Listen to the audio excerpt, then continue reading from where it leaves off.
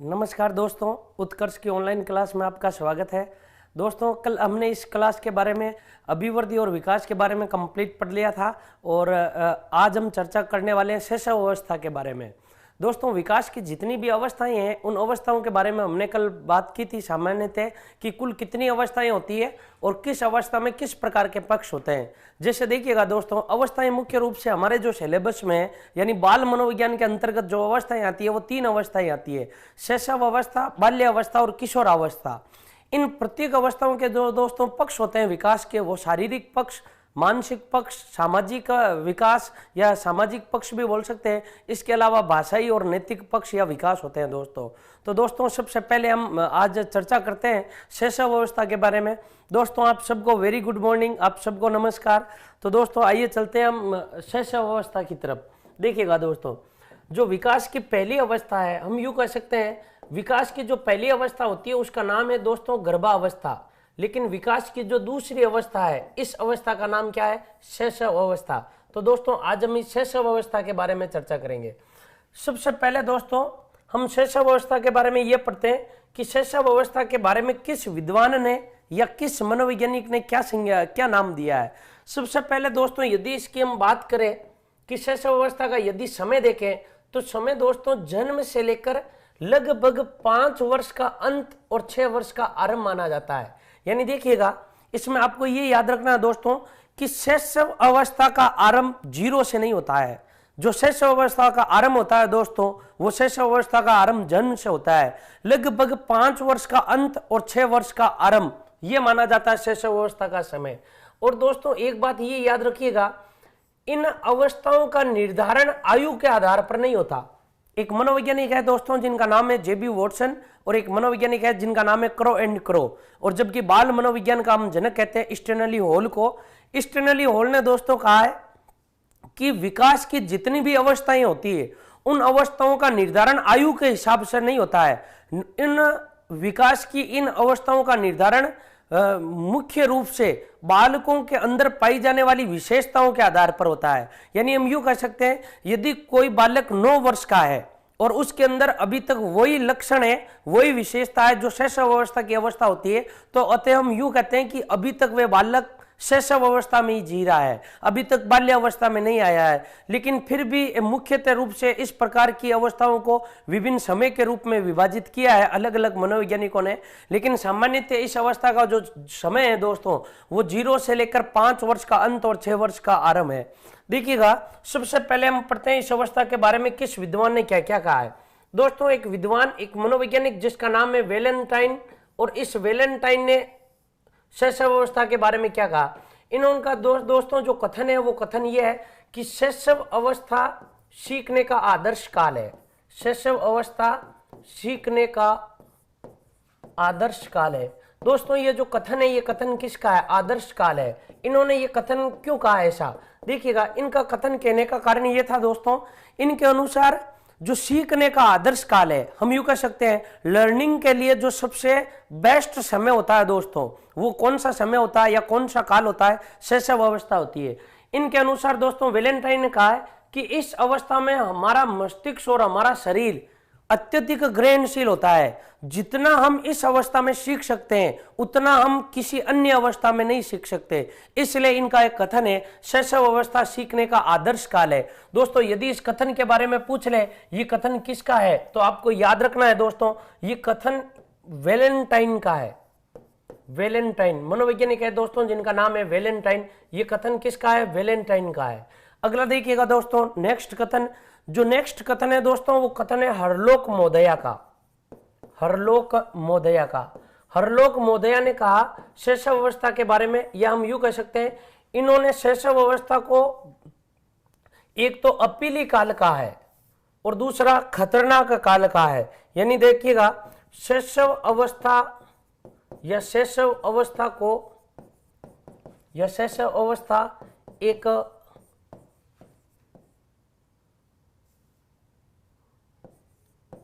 खतरनाक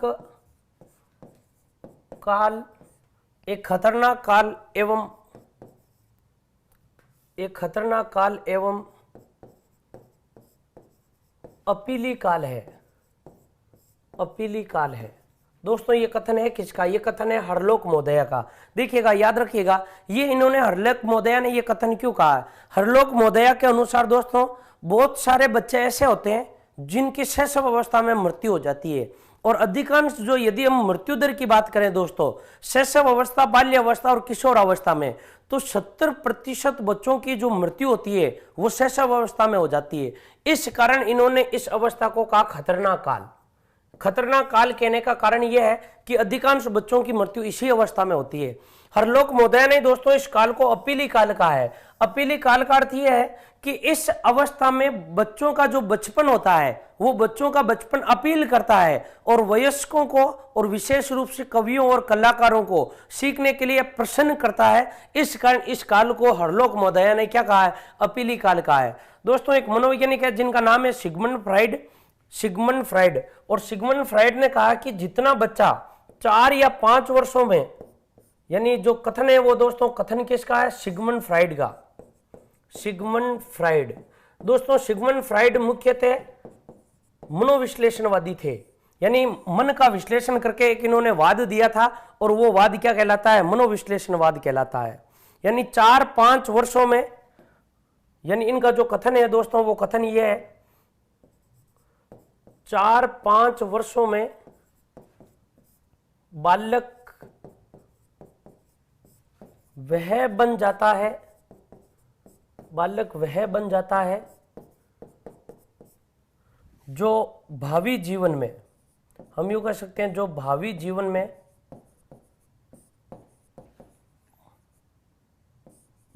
जीवन में बनता है। देखिएगा, इनका कथन है कि 4-5 वर्षों में बालक वह बन जाता है, यानी 4 या 5 वर्ष की आयु में ही बालक वह बन जाता है जो भावी जीवन में बनता है। यानी देखिएगा, हमारा जो भावी जीवन है, उस भावी जीवन की जो नींव है वो नींव किसको मानी गई है? शैशव अवस्था को मानी गई है। इसका अर्थ हम दोस्तों ये कह सकते हैं कि जो भावी जीवन की आधारशिला है वो आधारशिला हम किसको मानते हैं? शैशव अवस्था के बारे में मानते हैं। यानी यदि आपकी 4 या 5 वर्ष की आयु में जो कुछ भी आप हो वही हम रूप देखते हैं भविष्य में, कि आपका भविष्य में भी निर्धारण इसी प्रकार से, इसी रूप में और इसी स्वरूप में होने वाला है। यानी देखिएगा, इसका अर्थ यह है कि दोस्तों कि हमारा जो भविष्य है ये भविष्य किस पर टिक रखा है? शैशव अवस्था पर टिक रखा है। ये जो कथन है ये कथन किसका है दोस्तों? सिगमंड फ्राइड का। एक मनोवैज्ञानिक है दोस्तों जिनका नाम है गुड एनप, और गुड एनप ने कहा है कि व्यक्ति का जितना मानसिक विकास होता है उसका आधा, यानी शैशव अवस्था में या 3 वर्ष की आयु में हो जाता है। ये जो कथन कहा है ये कहा है गुड एनप ने। किसने कहा है? गुड एनप ने। गुड एनप का दोस्तों जो कथन है वो कथन ये है कि व्यक्ति का, या हम यूं कह सकते हैं, व्यक्ति का मानसिक विकास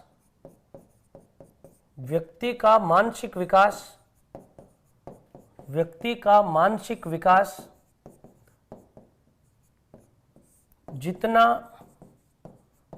होता है,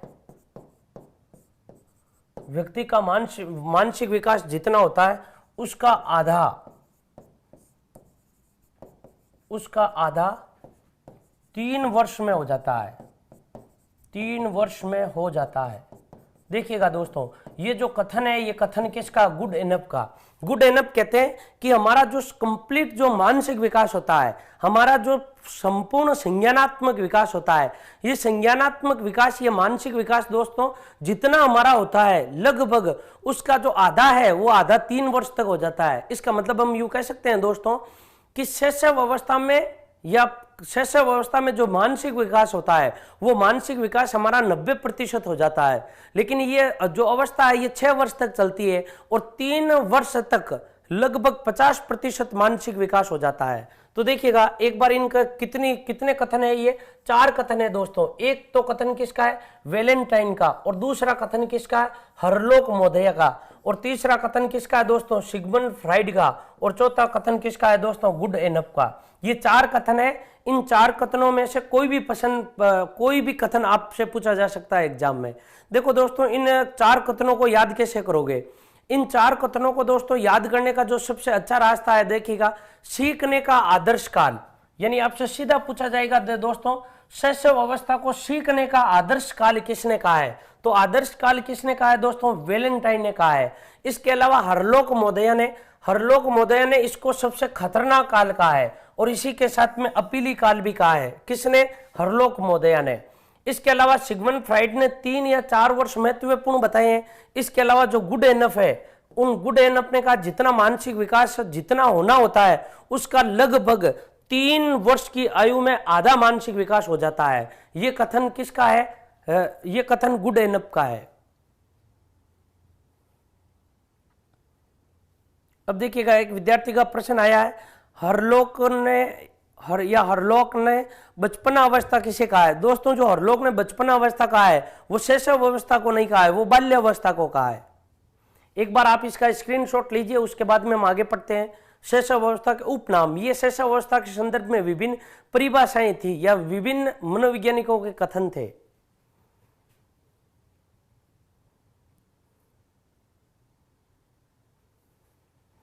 अब देखिएगा दोस्तों, शैशव अवस्था के बारे में पढ़ते हैं। शैशव अवस्था के जितने भी उपनाम हैं उन उपनामों के बारे में देखिएगा।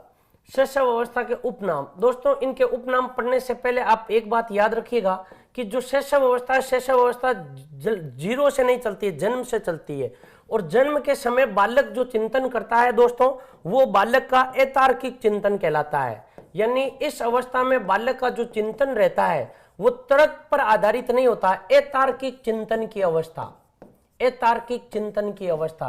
दोस्तों, जो अतार्किक चिंतन की जो अवस्था है, ये अवस्था किस अवस्था को कहते हैं? हम शैशव अवस्था को कहते हैं। देखिएगा, चिंतन की हम यदि बात करें दोस्तों, एक वह चिंतन जो तर्क पर आधारित हो उसे हम तार्किक चिंतन कहते हैं। एक वह चिंतन जो तर्क पर आधारित नहीं हो उसे हम क्या कहते हैं?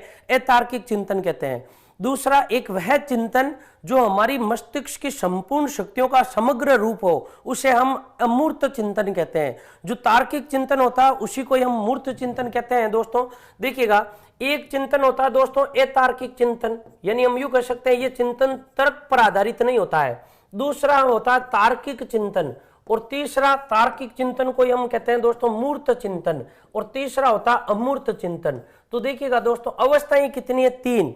जो शैशव अवस्था में बालक का चिंतन का जो स्वरूप होता है, जो रूप होता है, वो कैसा होता है? अतार्किक होता है। यानी छोटे छोटे बालकों का या छोटे छोटे बच्चों का जो तर्क होता है, वो चिंतन होता है, वो तर्क पर आधारित नहीं होता है। और जो तार्किक चिंतन होता है वो दोस्तों वो बाल्य अवस्था में चलेगा। और जो अमूर्त चिंतन है, वो अमूर्त चिंतन किस अवस्था में किया जाता है? किशोर अवस्था में किया जाता है। तो दोस्तों, जो शैशव अवस्था है, वो शैशव अवस्था का उपनाम दे सकते हैं कि जो शैशव अवस्था अतार्किक चिंतन की अवस्था है, और बाल्यावस्था का उपनाम दे सकते हैं तार्किक चिंतन की अवस्था, और किशोरावस्था के बारे में कह सकते हैं दोस्तों अमूर्त चिंतन की अवस्था है ये। इसके अलावा दोस्तों, जीवन का जो सबसे आधारशिला, हम यूं कह सकते हैं जीवन का जो सबसे महत्वपूर्ण काल होता है, वो महत्वपूर्ण काल कौन सा होता है? शैशव अवस्था होता है।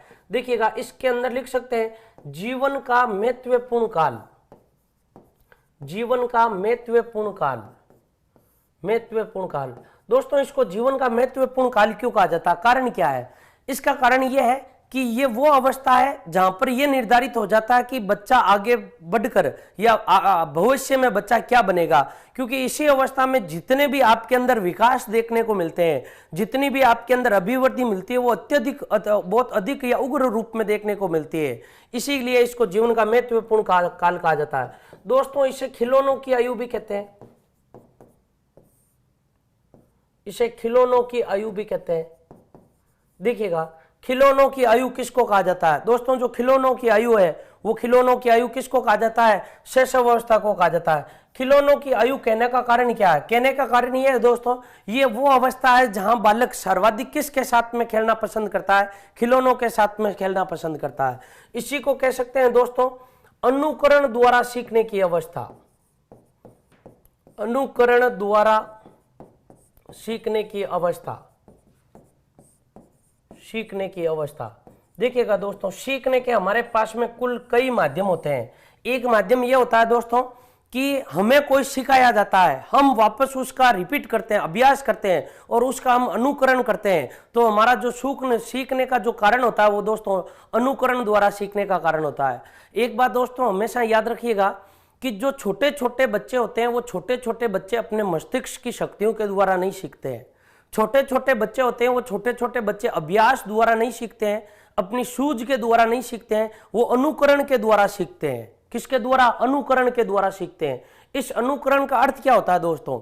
यानी हम कई बार छोटे बालक को कहते हैं कि देखो ये आपके दादाजी है, एक बार इनको बोलो दादाजी, वो केवल दा ही बोलता है, उसके बाद में फिर बोलते हैं दादा, और उसके बाद में बोलता है दादाजी। ये जो दोस्तों क्रम चलता है, या हम यूं कह सकते हैं ये जो सीखने की विधि है, ये विधि कौन सी विधि है? अनुकरण विधि है। इस विधि को हम क्या कहते हैं? अनुकरण विधि कहते हैं, या अनुकरण द्वारा सीखने की अवस्था कहते हैं। दोस्तों जो अनुकरण द्वारा सीखने की अवस्था होती है उसे हम क्या कहते हैं?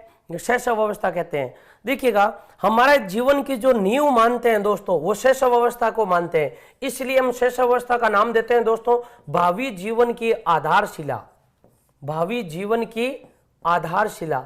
भावी जीवन की आधारशिला दोस्तों इसलिए कहा जाता है इसे, क्योंकि इस अवस्था में बालक जितना सीखता है उतना शैशव उतना बाल्य अवस्था में या उतना किशोर अवस्था में भी नहीं सीख पाता है। या फिर हम यूं कह सकते हैं जितना इस अवस्था में सीखता है उतना आने वाली 2 अवस्थाओं में सीखेगा। यानी सीखने के लिए यह काल अत्यधिक महत्वपूर्ण होता है।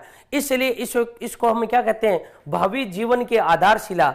इसी जीवन में हमारी, या इसी अवस्था में हमारी जीवन की जो आधार होता है वो आधार तय हो जाता है कि हम आगे चलकर जीवन में क्या बनने वाले हैं और किस त्याग करना है, और हमें समाज के मान्य व्यवहार को अपनाना है। जब हम ऐसा करते हैं तो बालक के अंदर निर्माण किसका होता है? संस्कारों का निर्माण होता है। और इस समय जो संस्कारों के निर्माण की जो अवस्था होती है उस अवस्था को हम क्या कहते हैं? शैशव अवस्था कहते हैं। तो एक बार आप इसका स्क्रीनशॉट लीजिए।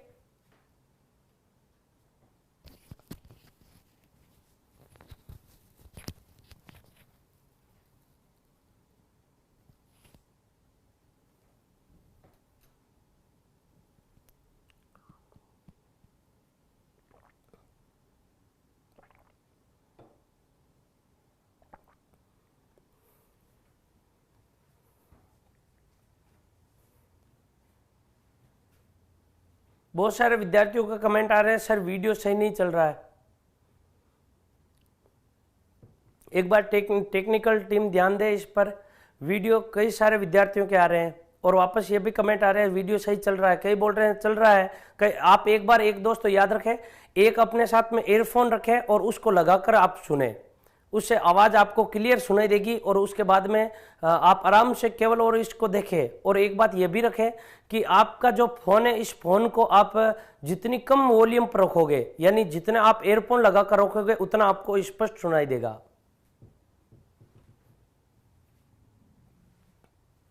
देखिएगा दोस्तों, अब पढ़ते हैं हम किशोर जो शैशव अवस्था है, इस शैशव अवस्था की प्रमुख विशेषताएं। शैशव अवस्था की प्रमुख विशेषताएं।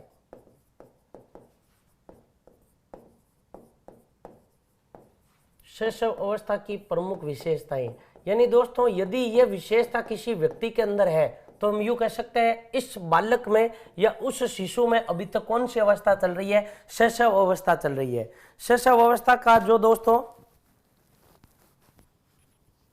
शैशव अवस्था की जो विशेषता है वो विशेषता ये है कि दोस्तों इसके अंतर्गत हम लिख सकते हैं, पहली जो विशेषता है, शैशव अवस्था भावी जीवन को प्रभावित करती है।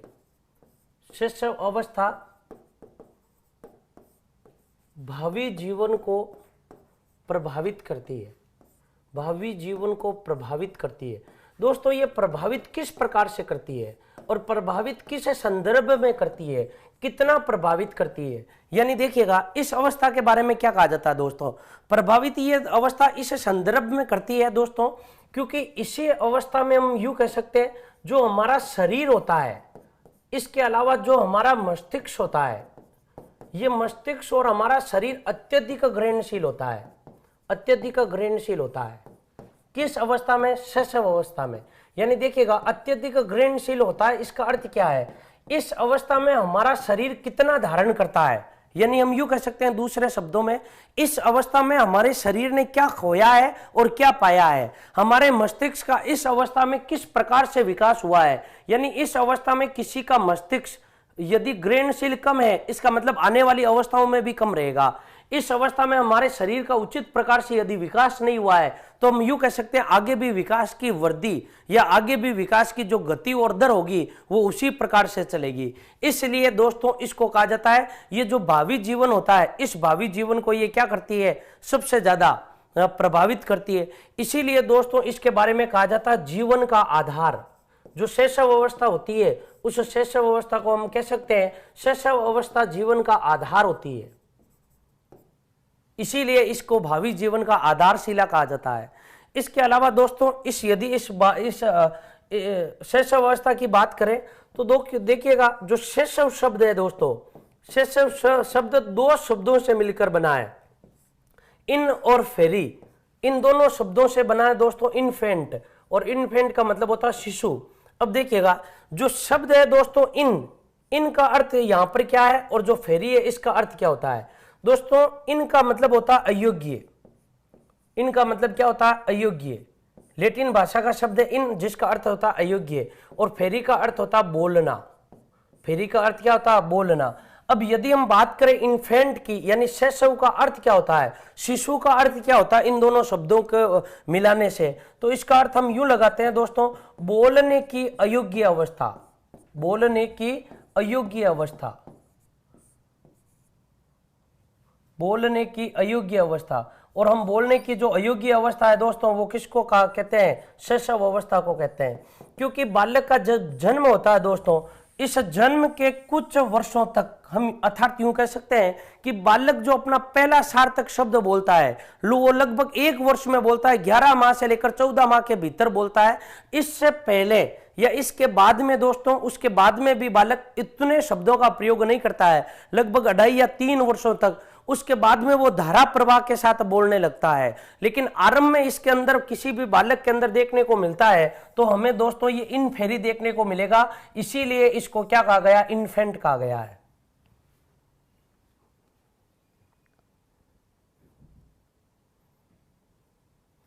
दोस्तों आगे देखिएगा, एक बार आप इसका स्क्रीनशॉट लेते रहिएगा, हम आगे आगे पढ़ते रहेंगे।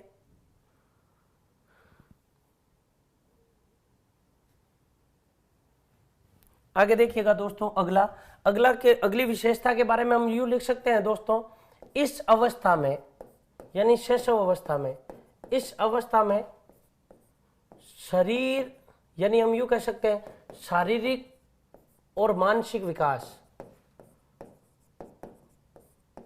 शारीरिक और मानसिक विकास, शारीरिक और मानसिक विकास यानी इस अवस्था में शैशव अवस्था में शारीरिक और मानसिक विकास तीव्र गति से होता है या तीव्रता के साथ होता है, तीव्रता के साथ होता है। देखिएगा शारीरिक विकास कितना होता है और इसके अलावा मानसिक विकास कितना होता है। दोस्तों यदि हम बात करें इस मानसिक विकास की, तो इस मानसिक विकास की दृष्टि से देखें दोस्तों शैशव अवस्था को, तो इस मानसिक विकास के बारे में कहा जाता है कि लगभग मानसिक विकास 3 वर्ष की आयु तक 50% हो जाता है। जो हमारा मानसिक विकास होता है दोस्तों वो 50% 3 वर्ष तक हो जाता है, और लगभग दोस्तों 5 वर्ष का अंत और 6 वर्ष के आरंभ तक जो हमारा जो मानसिक विकास होता है वो मानसिक विकास कितना हो जाता है, 90% हो जाता है। अब देखिएगा बाकी का जो 10% होता है दोस्तों वो लगभग 16 से 18 वर्ष तक की आयु तक होता है। यानी देखिएगा शैशव अवस्था कितनी इंपॉर्टेंट होती है। शैशव अवस्था में मानसिक विकास किस प्रकार से होता है, देखिएगा शैशव अवस्था में जो मानसिक विकास होता है वो लगभग 90% हो जाता है। कितना प्रतिशत, 90%। और 3 वर्षों तक कितना प्रतिशत हो जाता है, 50% हो जाता है। और यदि दोस्तों हम ये बात करें शैशव अवस्था और बाल्य अवस्था में सीखने की दृष्टि से, तो देखिएगा सीखने की दृष्टि से बात करें यानी सीखने का आदर्श काल कहा था दोस्तों इसे, सीखने की दृष्टि से, सीखने की दृष्टि किस अवस्था में, शैशव अवस्था में। तो यदि दोस्तों शैशव अवस्था में हम सीखने की दृष्टि की बात करें तो शैशव अवस्था में कोई भी बालक उतना सीख लेता है जितना बाल्य अवस्था में और किशोरावस्था में सीखेगा। यानी देखिएगा 3 अवस्थाएं, शैशव अवस्था, इसके अलावा बाल्य अवस्था और इसके बाद में तीसरी अवस्था है जिसका नाम है किशोरावस्था या किशोर अवस्था। अब देखिएगा सीखने की दृष्टि से हम यूं कह सकते हैं जो शैशव अवस्था होती है दोस्तों, शैशव अवस्था कितने वर्षों तक चलेगी, लगभग 5 वर्ष का अंत और 6 वर्ष का आरंभ। यानी जितना बालक 6 वर्षों में सीखता है, यानी इसके 6 वर्ष और प्लस उसके इसके 6 वर्ष, यानी हम यूं कह सकते हैं दोस्तों, जितना इन दोनों आयु के 6-6 वर्ष में सीखेगा उतना बालक किस अवस्था में सीख लेता है, शैशव अवस्था में सीख लेता है। यानी सीखने की दृष्टि से शैशव अवस्था महत्वपूर्ण अवस्था है, महत्वपूर्ण अवस्था है, महत्वपूर्ण अवस्था है। देखिएगा, सीखने की दृष्टि से शैशव अवस्था महत्वपूर्ण अवस्था है। इसके अलावा शारीरिक विकास की दृष्टि से महत्वपूर्ण है, और इसी के अलावा मानसिक विकास भी इस अवस्था में तीव्र गति से या बहुत ज्यादा तीव्र गति से होता है। किस अवस्था में? शैशव अवस्था में। एक बार इसका स्क्रीनशॉट लीजिए, उसके बाद में हम आगे पढ़ते हैं दोस्तों।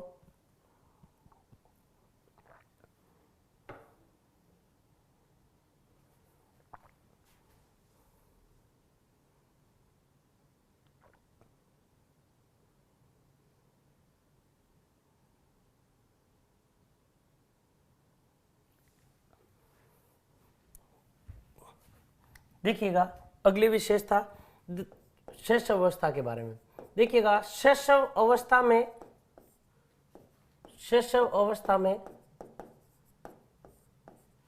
जिज्ञासा, हम यूं कह सकते हैं, जो जिज्ञासा होती है, सीखने की जो इच्छा होती है, जिज्ञासा की या जिज्ञासा प्रबल होती है, प्रबल होती है। देखिएगा, किस अवस्था में जिज्ञासा प्रबल होती है या सीखने की जिज्ञासा प्रबल होती है? दोस्तों, शैशव अवस्था में होती है। हर बात को लेकर जिज्ञासा बनी रहती है। आप किसी छोटे बच्चे को दोस्तों मार्केट में लेकर जाइए, और जब भी आप बाजार में जाते हो तो बच्चा आपके जब गोद में होता है या बच्चे को जब आप हाथ में लेकर चलते हो तो वो बच्चा आपसे कई प्रकार के प्रश्न पूछता है। आपसे पूछता है कि बताओ ये क्या है, आपके बाद में आपसे भी ये पूछता है ये क्या है, ये कहाँ काम में आता है, और कई प्रकार से बच्चा कई प्रकार के प्रश्न पूछता है। आपसे कई बार ये भी पूछता है ये चांद कहाँ है, ये इधर से इधर क्यों जा रहा है, ये रात्रि में क्यों आता है, दिन में क्यों नहीं आता है। इसके अंदर अनेक प्रकार की क्या बनी रहती है? जिज्ञासा बनी रहती है। और जिज्ञासा की जो सबसे ज्यादा दोस्तों पर जो प्रबल स्थिति होती है, वो प्रबल स्थिति किस अवस्था में होती है? शैशव अवस्था में होती है। देखिएगा, एक विद्यार्थी का कमेंट आ रहा है, खिलौनों की जो अवस्थाएं होती है वो किसको कहते हैं? देखिएगा दोस्तों, खिलौनों की जो मूलतः अवस्था है वो शैशव अवस्था है। यदि आपके ऑप्शन में शैशव अवस्था नहीं है तब आपको क्या करनी है? बाल्य अवस्था करनी है। और शैशव अवस्था में भी दोस्तों कई बार दो भाग आ जाते हैं, उत्तर शैशव अवस्था, इसके अलावा पूर्व शैशव अवस्था। इसके बारे में हम बाद में चर्चा करेंगे दोस्तों एक बार। तो देखिएगा, जो सीखने की या हम यूं कह सकते हैं जो जिज्ञासा की प्रबल स्थिति होती है, प्रबल जो प्रवृत्ति होती है, जिज्ञासा प्रबल होती है, वो शैशव अवस्था में होती है। इसके अलावा दोस्तों इस अवस्था में जो शिशु होते हैं, शिशु में शब्दों, वाक्यों एवं क्रियाओं को दोहराने की प्रवृत्ति होती है, क्रियाओं को दोहराने की प्रवृत्ति होती है। देखिएगा, इसका अर्थ क्या है दोस्तों? इसका अर्थ यह है कि शिशु यदि किसी शब्द को लेकर बैठ गया, शिशु के मस्तिष्क में यदि कोई भी शब्द आ गया, जैसे वो शिशु ने बोलना आरंभ कर दिया पापा, तो यदि उसने बोल दिया तो वो दोस्तों लगभग 5 मिनट तक या उस शब्द को जब तक नहीं भूलेगा तब तक उसी शब्द को वापस बोलता रहेगा। वो एक बार वो बोलेगा पापा, आप बोलोगे चुप हो जा, फिर भी बोलेगा पापा पापा। यानी क्या चल रहा है बताओ? शब्दों को दोहराने की प्रक्रिया चल रही है। इसके अलावा यदि कोई वो वाक्य पकड़ लेता है कि पापा मुझे साइकिल चाहिए, तो वो कई बार बोलता ही रहेगा मुझे साइकिल चाहिए, मुझे साइकिल चाहिए। रोता रहेगा, रोएगा भी साथ में, लेकिन वो साथ में क्या बोलेगा? वाक्य भी बोलेगा।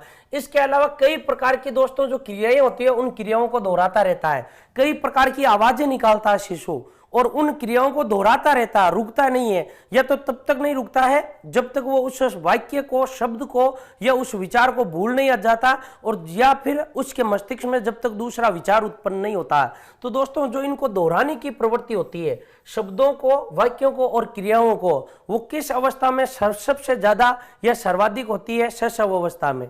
इसके अलावा दोस्तों हम लिख सकते हैं शैशव अवस्था में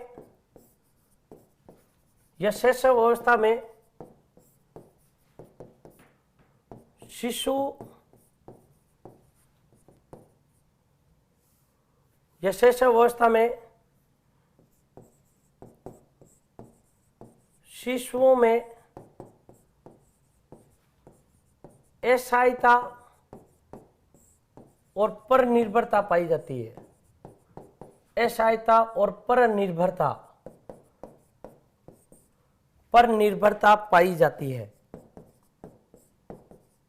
देखिएगा, जो शिशु होते हैं दोस्तों, वो अपनी स्वयं मदद यानी कोई भी कार्य स्वयं नहीं कर सकते, वो किसी ना किसी पर निर्भर होते हैं। कोई भी स्वतंत्र कार्य नहीं कर सकते, कोई भी कार्य बिना सहायता की नहीं कर सकते। आरंभ में दोस्तों ऐसा होता है कि एक शिशु बिना किसी सहायता के पानी तक नहीं पी सकता, एक शिशु बिना किसी सहायता के खाना तक नहीं खा सकता। और बाद में दोस्तों ये भी होता है कि जो शिशु होता है वो बिना किसी सहायता के स्नान तक नहीं कर सकता। ये इसके अंदर जो होते हैं वो क्या है, असहायता। हम इसको क्या कर सकते हैं, परनिर्भरता कर सकते हैं। कई विद्यार्थियों के आ रहे हैं, बच्चा सबसे पहले बोलना कब आरंभ करता है दोस्तों, ये हम इनके अवस्थाएं चलेगी, जैसे शैशव अवस्था की मानसिक अवस्था, उनके बारे में पढ़ेंगे हम, सामाजिक अवस्था के बारे में, ये अनेक अवस्थाएं चलेगी। हम केवल और केवल अभी सामान्य विशेषता पढ़ रहे हैं कि शैशव अवस्था की सामान्य विशेषता क्या है। फिर उसके बाद में हम एक एक पक्ष को लेंगे, जैसे बोलने का दोस्तों जो पक्ष चलेगा, मानसिक पक्ष, यानी हम कह सकते हैं शैशव अवस्था की शैशव अवस्था में मानसिक विकास, इसके अलावा शैशव अवस्था में जो शारीरिक विकास होगा वो शारीरिक विकास, उसके बारे में। एक विद्यार्थी का प्रश्न आ रहा, कितने माह का बालक शुद्ध शब्द दोहरा सकता है। देखिएगा, जो बालक होता है दोस्तों, वो एक शुद्ध शब्द को दोहराने की जो आयु महीना होता है वो लगभग 8 महीने से लेकर 12 महीने तक का आदर्श समय माना गया है।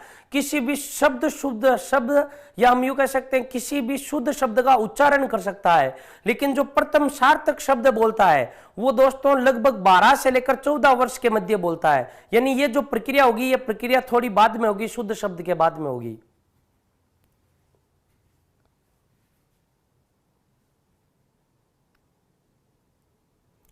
इसके अलावा दोस्तों देखिएगा, शैशव अवस्था में आत्म प्रेम की भावना पाई जाती है। शैशव अवस्था में आत्म प्रेम की भावना पाई जाती है, यानी आत्म प्रेम को हम बोल सकते हैं दोस्तों नर्सिसिज्म। आत्म प्रेम की भावना पाई जाती है, आत्म प्रेम की भावना पाई जाती है। किस अवस्था में, शैशव अवस्था में। देखिएगा दोस्तों, ये आत्म प्रेम है क्या दोस्तों, इसको इंग्लिश में बोलते हैं हम नर्सिसिज्म। नर्सिसिज्म है क्या, देखिएगा दोस्तों, इस कंसेप्ट को या इस संप्रत्यय को मनोविज्ञान में जिसने दिया उनका नाम है सिगमंड फ्राइड। सिगमंड फ्राइड ने दोस्तों ये जो नर्सिसिज्म है, जो आत्म प्रभय है, आत्म प्रेम है, ये आत्म प्रेम की अवधारणा दोस्तों यूनान की एक प्रेम कहानी है जिसका नाम है द लव स्टोरी ऑफ नर्सिसिज्म, यानी नर्सिसिज्म की एक प्रेम कहानी, और ये यूनान में प्रसिद्ध है। दोस्तों जिस प्रकार से राजस्थान में हम यूं कह सकते हैं कि जो राजस्थान में महेंद्र और मूमल की, ढोला और मारू की जो प्रेम कहानियां प्रसिद्ध है, उसी प्रकार से दोस्तों यूरोप में नर्सिसिज्म की एक प्रेम कहानी प्रसिद्ध है। नर्सिसिज्म यानी नर्सिसिज्म नाम का एक राजा था, एक रानी से बेहद प्रेम करता था, लेकिन वो रानी या वो राजकुमारी उससे शादी नहीं करती है। उसके बाद में वो नर्सिसिज्म एक कुएं के पास में बैठता है और उस कुएं के अंदर देखता तो उसे पानी दिखाई देता है, और उस पानी में जब अपनी परछाई नजर आती है तो उस नर्सिसिज्म को इस पानी की परछाई में या अपनी परछाई में अपनी परछाई नजर नहीं आती थी।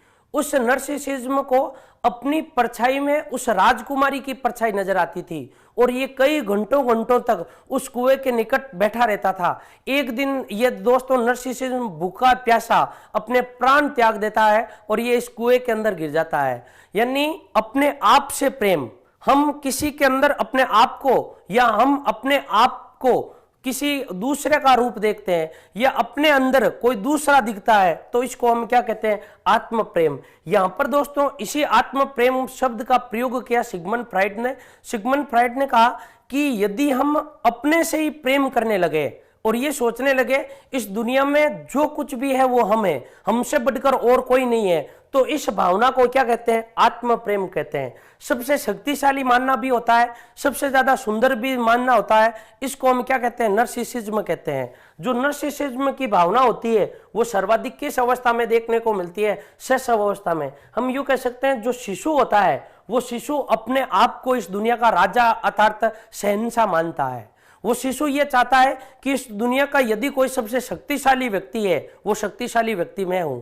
और ये शिशु ही मानता है कि इस दुनिया में यदि कोई प्राणी कुछ कर सकता है तो मैं कर सकता हूं। यही कारण है कि छोटे बच्चे से जब हम खिलौना छीनते हैं वो तुरंत उसे वापस ले लेता है और उसके बाद में वो सबको पीटने लगता है, वो किसी को भी पीट सकता है। इसके अंदर इस प्रकार की भावना होती है। इसी भावना को हम क्या कहते हैं? नर्सिसिज्म कहते हैं।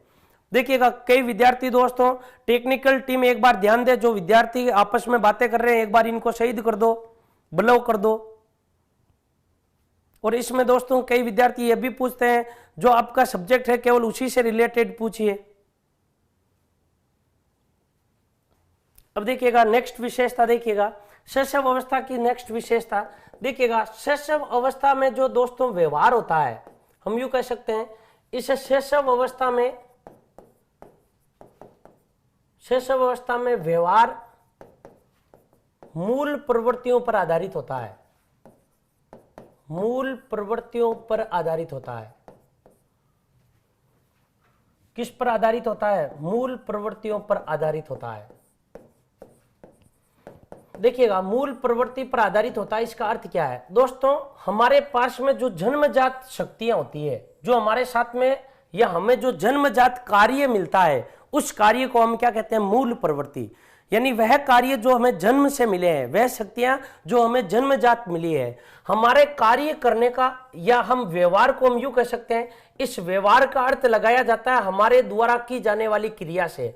हमारी जो क्रिया होती है, हमारी क्रिया जन्मजात कार्यों से, या हम यूं कह सकते हैं जन्म के साथ में जो शक्तियां मिली है हमको, उन शक्तियों पर आधारित होता है। जिससे देखिएगा रोना एक प्रकार का क्या है? संवेग है। एक प्रकार की क्या है? भावना है। एक प्रकार की क्या है? मूल प्रवृत्ति। किसी भी बालक से यदि हम दोस्तों कोई वस्तु छीनने लगते हैं तो वह बालक जोर जोर से रोने लगता है और वह तब तक शांत नहीं रहेगा जब तक उसे हम वस्तु दे नहीं देते। तो ये जो व्यवहार है बालकों का, ये जन्मजात व्यवहार होता है। और दोस्तों हम अर्थात यूं कह सकते हैं जो जन्मजात व्यवहार होता है उस जन्मजात व्यवहार को हम क्या कहते हैं? मूल प्रवृत्ति कहते हैं। यानी ऐसे व्यवहार जो बालक के जन्म के समय ही विकसित थे, उन व्यवहार को हम क्या कहते हैं? जन्मजात व्यवहार या मूल प्रवृत्तियां कहते हैं। इसलिए कहा जाता है छोटे छोटे बालकों में जो छोटे छोटे बच्चे होते हैं, उन छोटे छोटे बालकों का जो व्यवहार आधारित होता है वो मूल प्रवृत्तियों पर आधारित होता है।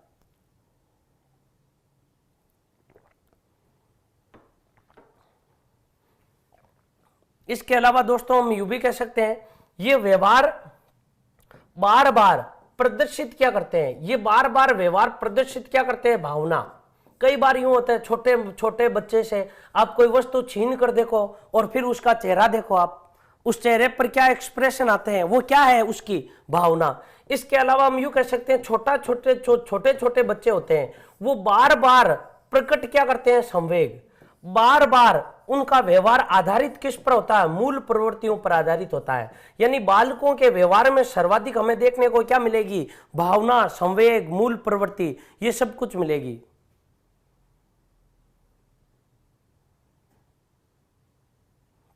इसके अलावा दोस्तों यदि हम बात करें संवेग की, तो देखिएगा दोस्तों यहां से प्रश्न आ रखा है जन्म के समय जो संवेग होता है, संवेग की बात करें शैशव अवस्था के बारे में, तो जन्म के समय जो संवेग होता है वो उत्तेजना नामक संवेग होता है। यानी जन्म के समय उत्तेजना नामक संवेग पाया जाता है। उत्तेजना नामक संवेग पाया जाता है। उत्तेजना नामक संवेग पाया जाता है। तो देखिएगा यहां से भी कई बार प्रश्न आता है कि जो जन्म के समय जो संवेग होता है वो कौन सा संवेग होता है? उत्तेजना नामक संवेग होता है। लेकिन दोस्तों ये भी है कि 2 वर्षों में, कितने वर्षों में? 2 वर्षों में अधिकांश संवेग विकसित हो जाते हैं, अधिकांश संवेग विकसित या विकसित हो जाते हैं, विकसित हो जाते हैं। जैसे देखिएगा प्रेम, क्रोध, घृणा, ईर्ष्या, भय, ये इस प्रकार के जो संवेग होते हैं, ये संवेग क्या हो जाते हैं, लगभग सक्रिय हो जाते हैं। और इसके अलावा दोस्तों यदि हम अगली विशेषता की बात करें तो जो दोस्तों शैशव अवस्था होती है, शैशव अवस्था, इस शैशव अवस्था में सामाजिक, शैशव अवस्था में जो हमारा सामाजिकता होती है, हमारे अंदर सामाजिकता व नैतिकता का अभाव पाया जाता है, सामाजिकता व नैतिकता, सामाजिकता व नैतिकता का अभाव पाया जाता है, अभाव पाया जाता है। यानी देखिएगा हम यूं कह सकते हैं, जो बच्चा पैदा होता है या जो जन्मजात या जन्म लेते ही जो बच्चा होता है वो सामाजिकता से या नैतिकता से तटस्थ होता है, ना तो वो असामाजिक व्यवहार करता है और ना ही वो सामाजिक व्यवहार को अपनाता है।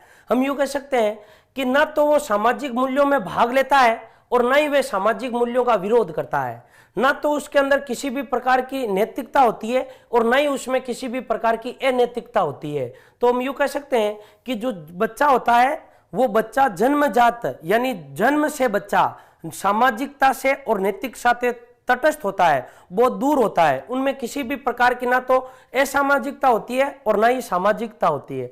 इसके अलावा दोस्तों जो लड़के होते हैं उनमें पितृ विरोधी ग्रंथि और लड़कियों में मातृ विरोधी ग्रंथि विकसित होती है। यानी किस अवस्था में, शैशव अवस्था में। जो दोस्तों लड़के होते हैं यानी लड़कों में पितृ विरोधी ग्रंथि, पितृ विरोधी ग्रंथि, और हम यूं कह सकते हैं लड़कियों में मातृ विरोधी ग्रंथि, विरोधी ग्रंथि विकसित होती है या विकसित हो जाती है। देखिएगा इसका अर्थ क्या है, इसका अर्थ यह होता है दोस्तों कि जो शैशव अवस्था में होती है वो शैशव अवस्था में लड़के तो पिता का करते हैं विरोध और प्रेम किसको करते हैं, माता को, और जो लड़कियां होती है वो लड़कियां विरोध करती है किसका, माता का, और प्रेम सर्वाधिक किसको करते हैं, पिता को। इस प्रकार की होती है। देखिएगा दोस्तों ये सर्वाधिक जो होते हैं यानी कई विद्यार्थियों के ये भी आते हैं उदासीन व्यवहार, हाँ कह सकते हैं सामाजिकता और सामाजिकता का और नैतिकता का। ओपिडस और इलेक्ट्रा जो ग्रंथियां होती है, जो एक तो लड़कों में पितृ विरोधी ग्रंथि और जो लड़कियां होती है उनमें मात्र विरोधी ग्रंथि पाई जाती है। ये दोस्तों सामान्य, हम यूं कह सकते हैं सामान्य विशेषता थी किस अवस्था की, शैशव अवस्था की। इसके अलावा दोस्तों शैशव अवस्था के बारे में एक मनोवैज्ञानिक है जिनका नाम है Sigmund Freud. Sigmund Freud, Sigmund Freud के अनुसार, ओनली फॉर दोस्तों किसके अनुसार, केवल ये एक ही मनोवैज्ञानिक है जो ये बात कहते हैं। सिगमंड फ्राइड ने कहा है कि शैशव अवस्था में काम की प्रवृत्ति विकसित होती है। शैशव अवस्था में किसकी प्रवृत्ति, काम की प्रवृत्ति, या हम यूं कह सकते हैं दोस्तों काम की प्रवृत्ति विकसित होती है, विकसित होती है किस अवस्था में, शैशव अवस्था में। ये केवल और केवल कौन कहते हैं दोस्तों, सिगमंड फ्राइड कहते हैं।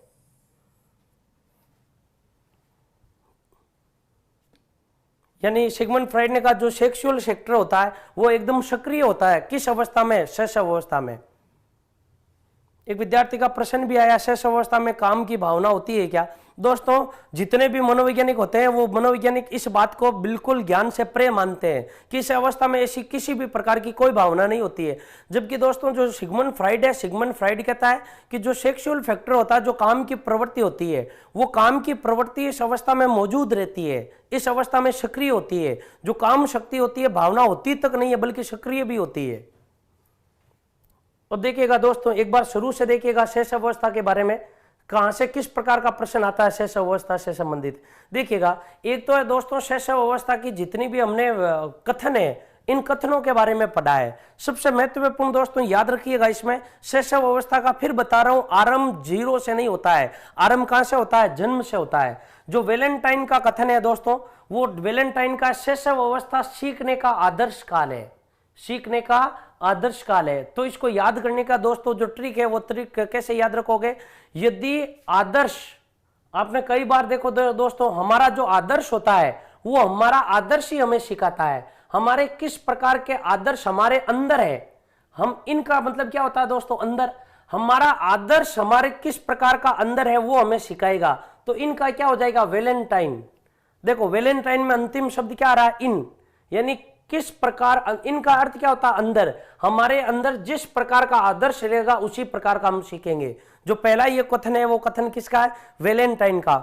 जो हरलोक महोदया दोस्तों, हरलोक महोदया ने कहा कि ये लोक कर लो चाहे आप बात कि सबसे ज्यादा मृत्यु यदि 3 अवस्थाओं की बात करें, बाल्यावस्था, शैशव अवस्था और किशोरावस्था, तो सबसे ज्यादा मृत्यु किस अवस्था में होती है? शैशव अवस्था में होती है। इसको लोक कर लेना चाहिए। या इसी अवस्था में दोस्तों सर्वाधिक लोग क्या करते हैं? अपील करते हैं, लेकिन इस अपील को कोई मानते नहीं है। शैशव अवस्था की लोग इस अपील को भी लोक कर लेते हैं और इस खतरनाक कार्य को भी क्या कर लेते हैं? लोक कर लेते हैं। हर जगह ये बात लोक की गई है, यानी हर जगह ये बात देखी गई है, खतरनाक अवस्था और अपीली अवस्था।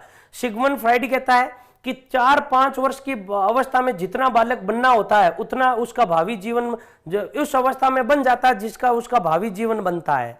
4-5 वर्ष का बालक वह बन जाता है जो भावी जीवन में बनता है। जो गुड एनफ है वो गुड एनफ ये कहता है कि जितना हमारा मानसिक विकास होता है उसका लगभग आधा 50% कितने वर्ष की आयु में हो जाता है? 3 वर्ष की आयु में हो जाता है।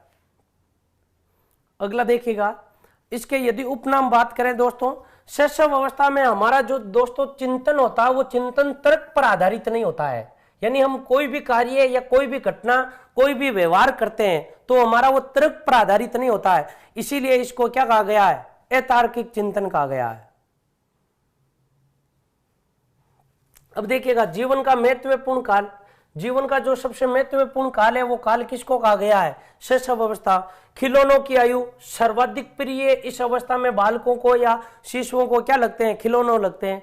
इस अवस्था में सीखने का जो भी कारण होता है, जो भी विधि होती है वो अनुकरण होती है। भावी जीवन की आधारशिला इसी अवस्था को माना गया है। आपका शैशव अवस्था कैसी है यही निर्भर करेगा आपका भविष्य कैसा है। जैसी आपकी शैशव अवस्था होगी उसी प्रकार की आपका जीवन होगा। इसलिए भावी जीवन का आधारशिला भी मानते हैं इसे।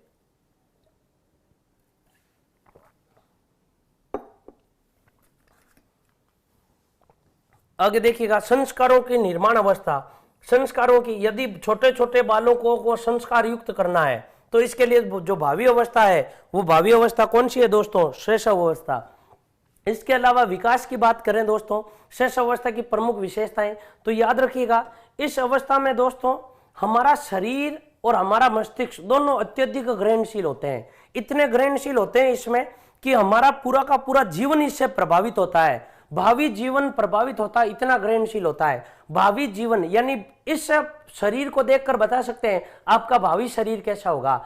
इस अवस्था में आपके मस्तिष्क को देखकर बता सकते हैं आपका जो भावी जीवन होगा वो किस प्रकार का होगा। देखिएगा, जो इन्फेंट है, शिशु, वो 2 शब्दों से मिलकर बनना है, लैटिन भाषा के इन और फेरी। इन का अर्थ होता अयोग्य और फेरी का अर्थ होता बोलना। जो बोलने की अयोग्य अवस्था होती है उस अयोग्य अवस्था को हम क्या कहते हैं? इन्फेंट या इन्फेनेंसी, या इसको हम शैशव अवस्था कहते हैं। एक विद्यार्थी का बार बार कमेंट आ रहा है, सीखने का जो जीवन का जो अनोखा काल होता है वो अनोखा काल कौन सा होता है? देखिएगा, शैशव अवस्था को नहीं कहते हैं जीवन का अनोखा काल, जीवन का महत्वपूर्ण काल कहा जाता है।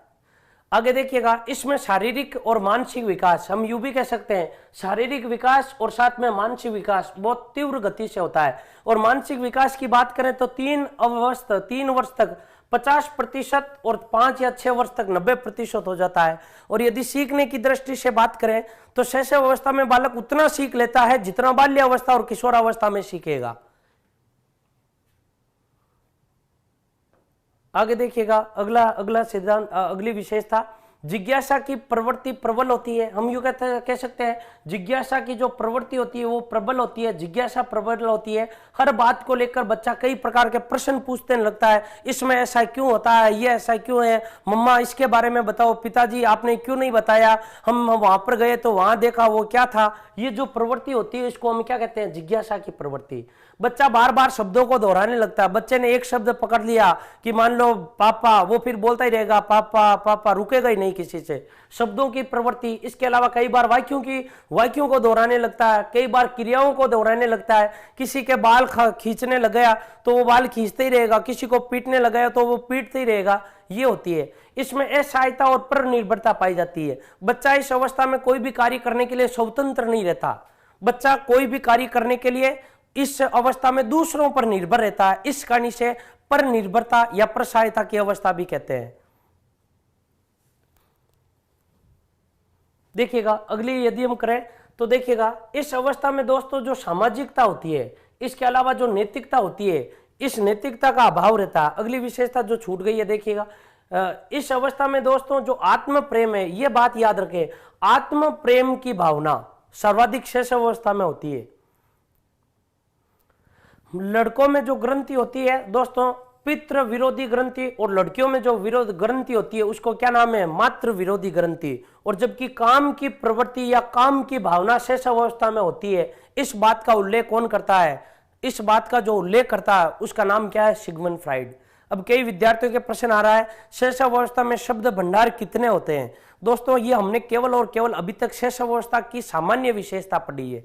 अब दोस्तों शेष अवस्था के बारे में हम आगे जो पढ़ेंगे वो ये पढ़ेंगे शेष अवस्था में शारीरिक विकास कैसे होता है, उसके शरीर से संबंधित जो भी विकास है उस विकास के बारे में पढ़ेंगे। इसके अलावा दोस्तों शेष अवस्था में मानसिक विकास, जो आपका जो प्रश्न है वो प्रश्न ये है कि शेष अवस्था में शब्द भंडार कितने होते हैं, ये मानसिक विकास में आएगा, मानसिक विकास में। इसके अलावा सामाजिक गुण जन्म के समय होते हैं या नहीं होते हैं, यदि नहीं होते तो क्यों नहीं होते हैं, और बाद में यदि विकसित होते हैं तो किसके प्रभाव से होते हैं और कितने होते हैं, इसके बारे में हम चर्चा करेंगे। इसके अलावा दोस्तों जो नैतिक विकास होता है, नैतिक विकास, इसके अलावा भाषाई विकास, ये हम 5 विकासों के बारे में पढ़ेंगे। ये जो हमारे विकास के 5 पहलू हैं इनके बारे में पढ़ेंगे। तो आपके जितने भी प्रश्न हैं वो प्रश्न इसी प्रकार के हो जाएंगे। एक विद्यार्थी का आ रहा है जो मानसिक विकास होता है दोस्तों, ये शैशव अवस्था के अंत तक 90% हो जाता है, और ये पूरा जो 100% है, ये पूरा 100% 16 से 18 वर्ष की आयु तक होता है, लगभग 16 से 18 वर्ष तक की आयु तक होता है।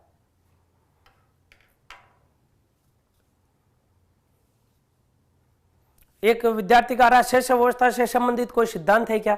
दोस्तों जो जीन पियाजे और जेरोम बूनर है उन्होंने मानसिक या संज्ञानात्मक विकास की थ्योरी दी है, उनके बारे में हम अवस्था में पढ़ने के बाद में अलग से थ्योरी पढ़ेंगे। दोस्तों आज हम इस क्लास में इतना ही पढ़ेंगे। कल हम पढ़ेंगे शेष अवस्था में मानसिक विकास कैसे होता है, शारीरिक विकास कैसे होता है, इन विकासों के बारे में हम कल चर्चा करेंगे। तो दोस्तों धन्यवाद, कल हम वापस मिलते हैं, कल हम इनके विकासों के बारे में पढ़ेंगे।